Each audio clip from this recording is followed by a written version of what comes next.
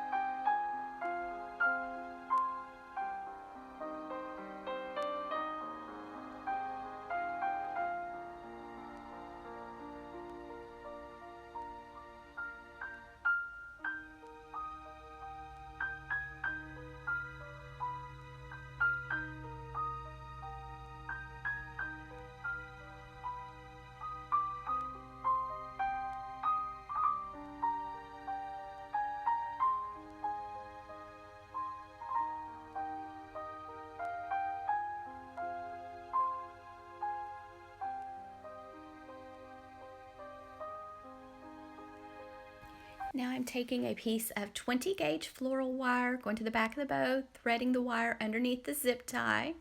That way I can easily attach the bow to the cross wreath. So you can give the wire a twist if you want to. Then we're going to be making our little swag next. So I'm taking my pick from Walmart, just cutting it into shorter pieces. And you're going to need another zip tie in just a second. So I just used one of the, I believe it was a crocus bush. It reminds me of tulips. Crocus bush from Walmart, just cut it into smaller pieces, and then I took one of the purple flowers from Dollar General and just cut it into shorter pieces also.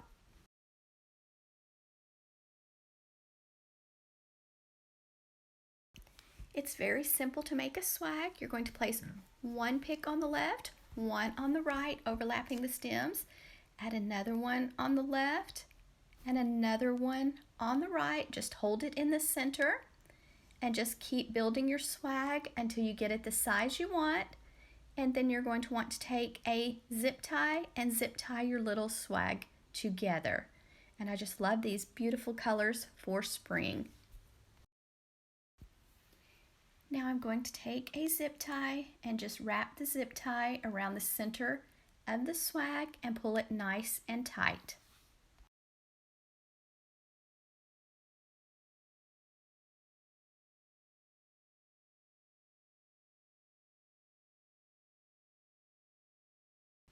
Now I'm taking the bow wires, going to place them around my swag just above the zip tie, go to the back, twist those wires a few times, leave the wires long because we're going to use those wires to attach our swag to our cross wreath.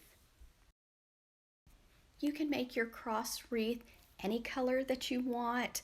Use any type of flowers that you want. I am just giving you some ideas. So now we're going to take those wires, going to the center of the cross, and I'm just going to thread the wires through the cross frame, go to the back of the cross, twist those wires, cut them off short, and fold them down. And then I did cover the back with a few strips of ribbon so that it wasn't left open.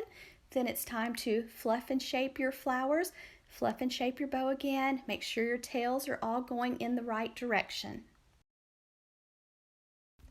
And here's how my beautiful cross wreath looks. It's perfect for Easter. And my daughter found me some of the prettiest jonquils or daffodils in our yard and picked me a bouquet. So I just had to show them to you. I think that's so sweet and special. And it is windy today, but I wanted to show you the colors. But I would recommend keeping this wreath inside. So thanks guys for watching. I hope you enjoyed this wreath tutorial.